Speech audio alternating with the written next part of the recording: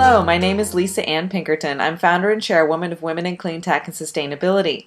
This video is a part of our continuing series called Women in the Spotlight, and its mission is to highlight successful women in the green economy and provide them as role models for other women in the space. Today we're very excited to host Kiki Tidwell of Northwest Energy Angels.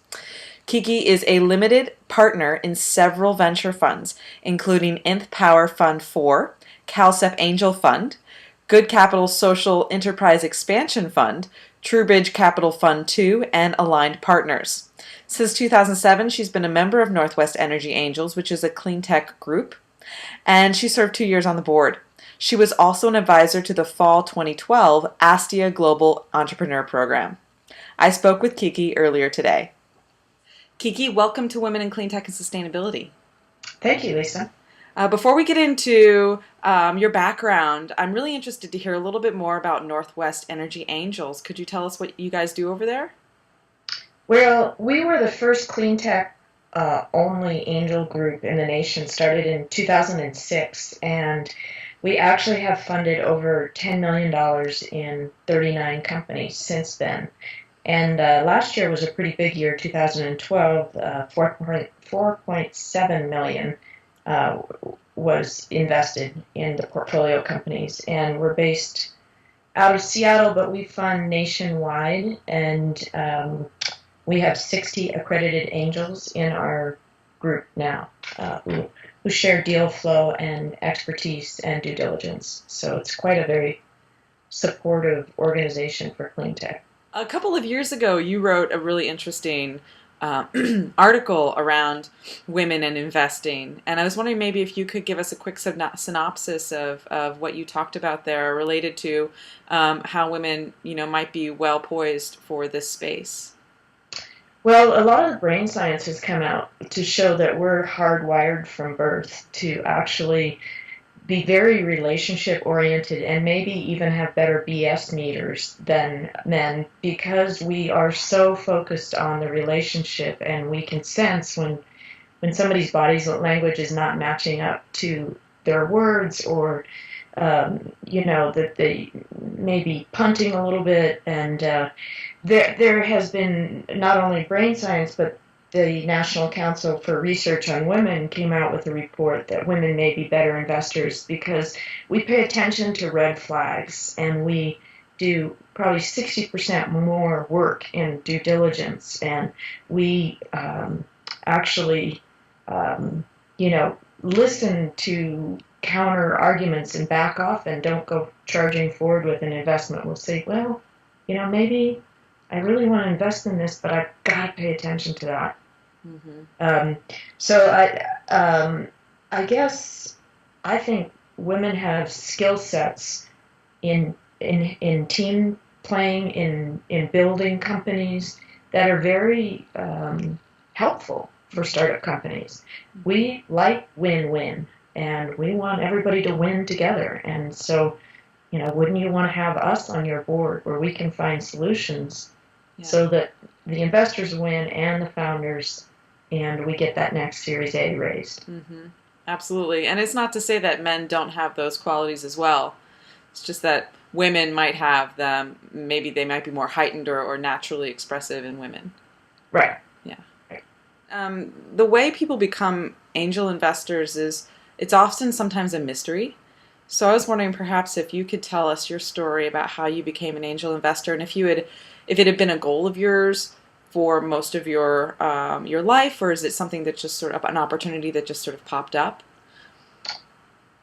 Well, I think people start angel investing before they actually know that it has a title. A lot of friends and families are tapped for seed dollars for various projects, and but officially I was invited to join a Keiretsu group that had expanded to Boise by somebody from Seattle who was living in Ketchum at the time, Idaho, which is my residence. And I thought, well, this is kind of interesting, and it really is supportive just to start with an angel group. So you are learning from other people and maybe skipping a little bit of the learning curve. I meet a lot of women in the space who someday want to be an angel investor. And I'm curious to know what type of advice you might have for them as they're looking into the future and sort of preparing for that role later in life. Well, there's the Pipeline Fellowship, which trains women to become angel investors. And I believe they actually start with philanthropists because a lot of the skill sets are the same in terms of identifying teams and whether teams are going to execute on a plan and, whether or not, like a grant, is this money going to accomplish anything to get you to the next milestone? And so the Pipeline Fellowship has actually now chapters, I think, in LA and San Francisco and Chicago and New York. And so they're training women in best practices before they start. And then how did you end up forming Northwest Energy Angels? Well, I didn't form it. It was started before me, but I joined it in 2007, pretty early on. And actually, Martin Tobias and Byron McCann and a couple other folks started it. So I was really fortunate, and I was looking at a whole bunch of different deals, but this is the sector I wanted to invest in. So I was just in hog heaven when I found this Cleantech only group. So what was it about the clean tech space that made you really want to invest in it and feel like you were in hog heaven? Well, I was in the early days of the computer industry, and to me, we have an amazing opportunity to address energy in our lifetime. And the markets are huge, the opportunity is huge, and the technology is rapidly evolving. So there's just the same sort of vibe going on right now. Mm-hmm. So did you have any mentors when you were coming up into this space? You mentioned the Kritsu Forum, and was there anybody in that organization or outside the organization that really helped mentor you into this transition to being an angel investor? The Angel Capital Association is just wonderful, and it has a lot of resources online for people to educate themselves in advance of becoming an angel, and also to take seminars and live, or I think they have webinars now. And angels, longtime angels like Bill Payne, have been tremendous in sharing their expertise and knowledge to new angels, and so that's just a great resource, and I really recommend everybody start there. What was one of the first things that you learned, or a real pivotal lesson that you learned early on that you sort of carry now as an angel investor? Well, I think the portfolio theory of investing, to spread out your investments to a lot of different investments rather than getting excited about one company and putting a lot of eggs in one basket. Most experienced angels will tell you that the companies that they really thought were going to be the ones that make it weren't the ones that had the big returns. And so place a lot of bets. Don't put too much money at first into one company, and really commit to spreading your investments out over 10 to 12 investments. Mm-hmm. Mm-hmm. And Kiki, a lot of companies will search for angel investors, and sometimes they're not as successful right away as they had hoped. And so we see a lot of companies turning towards crowdsourcing and crowdfunding as a way to get some of that seed money. As an angel investor, sort of what's your perspective on the crowdfunding space, and what are you seeing there, and do you have any tips for companies? So I see crowdfunding as a platform that will help angels syndicate deal flow. And I have been working with my Northwest Energy Angels board to talk about working with other clean tech investors across the nation and sharing clean tech deal flow through a crowdfunding platform.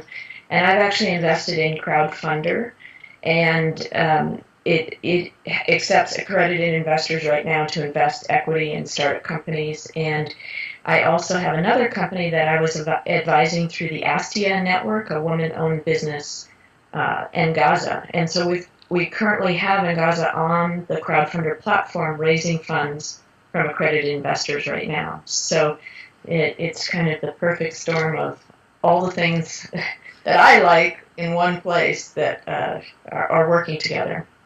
And so when you're a company and you're going after some crowdfunding, or when you're doing a crowdfunding campaign, what as an investor, what are some of the things that you're looking for that help you to sort out the wheat from the chaff, so to speak?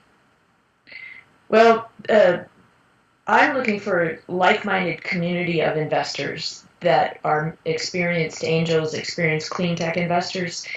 And if I see those sorts of investors going in a deal, I will probably take a look at it closer than another deal because I respect their expertise and they probably have done some extensive due diligence. So I would be looking at who the investors are.